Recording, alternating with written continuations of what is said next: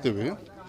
Major ಏನು ಅಂತ ಹೇಳಿದರೆ ಆದಷ್ಟು ಬೇಗ ನಾವು ಮಾಜರ್ ಮಾಡಬೇಕಾಗತ್ತೆ. ಯಾಕೆಂದರೆ ಅವರು ಕಾಯಲ್ಲ, ಯಾರಿಗೆ ಮನೆ ಹಾನಿಯಾಗಿರುತ್ತೆ ಅವ್ರು ಮತ್ತೆ ಅಲ್ಲೇ ಬದುಕಬೇಕಲ್ಲ. ಅದಕ್ಕೆ ಏನು ಮಾಡ್ತಾರೆ, ಶೀಟು ಇಲ್ಲ ಏನಾದ್ರು ಮಾಡಿ ಸಹಕಾರ ಮಾಡಿಕೊಂಡು ಊರವರೆಲ್ಲ ಒಟ್ಟಿಗೆ ಮಾಡಿದ್ದಾರೆ. ಆಗಲೇ ಕೆಲವು ಕಡೆಗೆ ಮಾಜರ್ ಮಾಡಿದ್ದಾರೆ. ಈಗ ಈ ಗ್ರಾಮದ್ದೇ ಇವತ್ತು 2 ಗಂಟೆ ಒಳಗೆ ಮುಗಿಸ್ತೀನಿ ಅಂದಿದ್ದಾರೆ. ಇನ್ನೊಂದು 1 ತಾಸು 2 ತಾಸು ಜಾಸ್ತಿ ಆಗ್ಬೋದು. ಬಟ್ 2 ವಿಚಾರ ಇಲ್ಲಿ ಭಾಳ ಮುಖ್ಯವಾಗಿ. ಒಂದು, ಇಂಥ ಸಂದರ್ಭದಲ್ಲಿ ಎಲ್ಲರೂ ಒಟ್ಟಿಗೆ ಕೆಲಸ ಮಾಡಬೇಕಾಗತ್ತೆ. ಅಧಿಕಾರಿಗಳು ಮಾಡಬೇಕು, ಎಲ್ಲ ಪಕ್ಷದವರು ಮಾಡಬೇಕು, ಗ್ರಾಮ ಪಂಚಾಯತಿಯವರು ಕೂಡ ಕೂಡಬೇಕಾಗತ್ತೆ.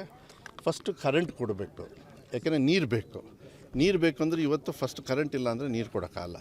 ನನ್ನ ಪ್ರಕಾರ 50% ಮೇಲೆ ಎಲ್ಲ ಹಳ್ಳಿಗೂ ಕೂಡ 36 ಹಳ್ಳಿಗೆ ಎಫೆಕ್ಟ್ ಆಗಿದೆ. 36 ಹಳ್ಳಿಗೂ ಕೂಡ ಇವಾಗ as it is current restore ಮಾಡಿದ್ದಾರೆ. ಇನ್ನೂ ಕೆಲವು ಕಡೆಗೆ ಆಗಬೇಕು, ಇನ್ನೂ ಕೆಲವು ಕಡೆಗೆ ಲೇಟ್ ಆಗುತ್ತೆ.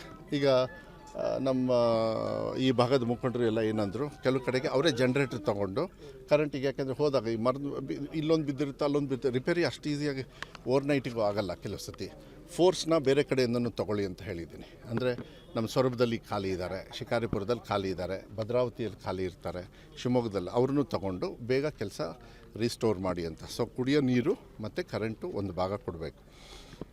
ಮತ್ತು ಮಾಜರ್ ತೊಗೊಂಡಾಗ ಯಾರು ರಿಪೇರಿ ಮಾಡ್ಕೊಂಡಿದ್ರೆ ಅದನ್ನೂ ಕೂಡ ನಾನು ತಹಸೀಲ್ದಾರ್ ಅವ್ರಿಗೂ ಹೇಳಿದ್ದೀನಿ, ಈಗ DC ಅವರು ಕೂಡ ಅದನ್ನು ಹೇಳಿದ್ದಾರೆ. ಅವ್ರ ಹತ್ರ ಬರ್ಸ್ಕೊಂಡು ಅದನ್ನು ಮಾಜರ್ ಮಾಡಿಕೊಂಡು ಸಬ್ಮಿಟ್ ಮಾಡಿ ಅಂತೇಳಿ ಹೇಳಿದೆ.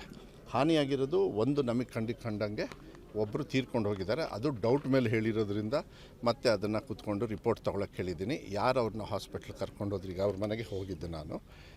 ಅದನ್ನು ಕೂಡ, ಯಾಕೆಂದರೆ ಇದೆಲ್ಲ ಫ್ಯಾಕ್ಟ್ಸ್ ಹೇಳಬೇಕು ನಿಮಗೆ. ಸುಮ್ಮನೆ ನಾವು ಯಾವುದೇ ಇದನ್ನು ಮಿಸ್ಯೂಸ್ ಮಾಡ್ಕೋಬಾರ್ದು, ಅದು ತಪ್ಪಾಗುತ್ತೆ. ಸೊ ಅದನ್ನು ತಗೊಂಡು ಕಳ್ಸೋಕ್ಕೆ ಹೇಳಿದ್ದಾರೆ. ಆಮೇಲೆ ರಾಜ್ಯ ಮಟ್ಟದಲ್ಲಿ ನಾನು ವಿಚಾರಗಳನ್ನು ಪ್ರಸ್ತಾವನೆ ಮಾಡ್ತೀನಿ. ಪ್ಲಸ್ ನಿನ್ನೆ ಮಾನ್ಯ ಮುಖ್ಯಮಂತ್ರಿಗಳಿಗೆ ಅವ್ರ ಆಫೀಸಿಗೆ ಫೋಟೋ ವಿಡಿಯೋ ಎಲ್ಲ ಏನೇನು ಕಲೆಕ್ಷನ್ ಆಗಿದೆ CO ಅವರು ಕಳಿಸಿದ್ದಾರೆ, DC ಅವರು, ನಾನು ಕೂಡ ಕಳಿಸಿದ್ದೀನಿ. ಇವತ್ತು ಬೆಳಗ್ಗೆ ಯಾರು ಇಲ್ಲಿ ಇನ್ಚಾರ್ಜ್ ಇದ್ದಾರೆ ಅವ್ರಿಗೂ ಕೂಡ ಮಾತಾಡಿದೆ. ಮೋಸ್ಟ್ಲಿ ಮಾನ್ಯ ಮುಖ್ಯಮಂತ್ರಿಗಳಿಗೆ ಈ ಫೋನು ಅವ್ರಿಗೂ ಮಾಡಿ ಅಂತ ಹೇಳಿದ್ದೀನಿ. ಆಫೀಸರ್ಸ್ ನೋಡಿಬಿಟ್ಟು ಫೋನ್ ಮಾಡ್ತಾರೆ ಎನಿ ಟೈಮು. ಮಾಡಿದಾಗ ಅವರಿಗೂ ಕೂಡ ಅಪ್ಡೇಟ್ ಮಾಡಿ, ನಾಡಿದ್ದು ಕ್ಯಾಬಿನೆಟ್ ಇರಬೇಕಾದ್ರೆ ಅವರಿಗೂ ಕೂಡ ಒಂದು ಮಾತು ಹೇಳ್ತೀನಿ. ರೆವೆನ್ಯೂಗೆ ಬರ್ತದೆ ಇದೆಲ್ಲದು ಕೂಡ, ಇದನ್ನೆಲ್ಲ ಅಸೆಸ್ ಮಾಡೋಕ್ಕೆ ಕೃಷ್ಣ ಬೈರೇಗೌಡರು 1ನೇ ತಾರೀಕೇನೋ ಬರ್ತಾರೆ ಅಂತ ಹೇಳಿದ್ದಾರೆ. ಅವ್ರು ವಿಸಿಟ್ ಮಾಡೋಕ್ಕಾಗಲಿಲ್ಲ ಅಂದ್ರೂ ಪರವಾಗಿಲ್ಲ, ಬಟ್ ಅವರಿಗೆ ರಿವ್ಯೂ ತೊಗೊಂಡು ನಾವು ಅಷ್ಟರೊಳಗೇ ಎಷ್ಟು ಲಾಸ್ ಆಗಿದೆ, ಏನಾಗಿದೆ, ಎಷ್ಟು ಮರಗಳು ಆಗಿದ್ದಾವೆ.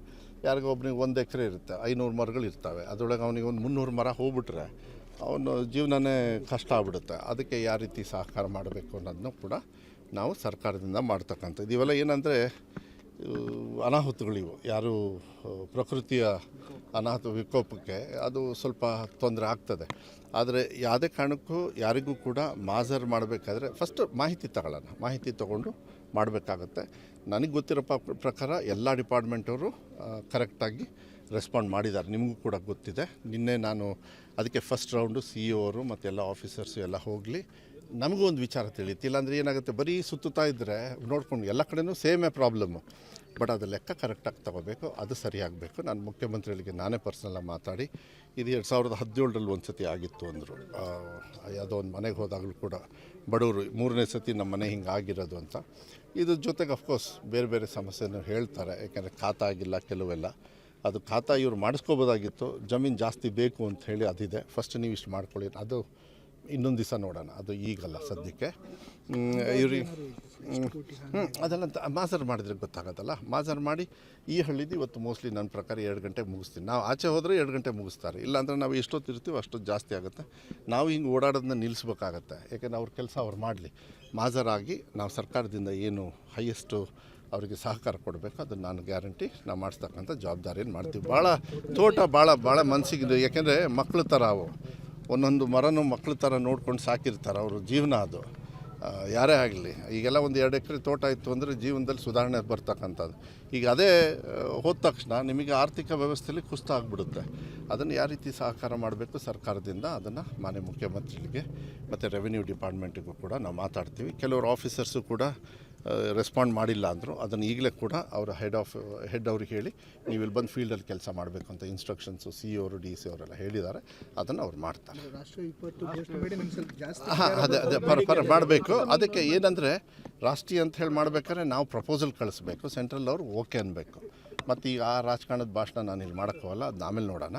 ಬಟ್ ನನ್ನ ಕೆಲಸ ಏನಿದೆ, ಡಿಸ್ಟ್ರಿಕ್ಟ್ ಉಸ್ತುವಾರಿ ಸಚಿವರಾಗಿ ಮತ್ತೆಲ್ಲ ಬೇರೆ ಶಾಸಕರು, MP ಅವರು, ಅಧಿಕಾರಿಗಳು ಎಲ್ಲ ಬಂದಿರ್ತಾರೆ. ಮತ್ತು ಈ ಕಡೆ ಭಾಗದ ಎಲ್ಲ ಮುಖಂಡರಿಗೂ ನಾನು ಮನವಿ ಮಾಡ್ತೀನಿ, ಯಾರ್ದಾದ್ರು ಬಿಟ್ಟೋಗಿದ್ದರೆ ಅದನ್ನ ಮಾತುಕತೆ ಮಾಡಿ ಚರ್ಚೆ ಮಾಡಿ ಅದನ್ನ ಸುಮ್ಮನೆ ಆರ್ಗ್ಯುಮೆಂಟ್ ಮಾಡೋ ಬದಲು ಬಂದು ಚರ್ಚೆ ಮಾಡಿ ಅದನ್ನು ಮಾಡಿಸಿದ್ರೆ ಒಳ್ಳೆಯದು. ಈ ಅಧಿಕಾರಿ ವರ್ಗದವರಂತೂ ಫುಲ್ ಇರ್ತಾರೆ, ಏನು ತೊಂದರೆ ಇಲ್ಲ.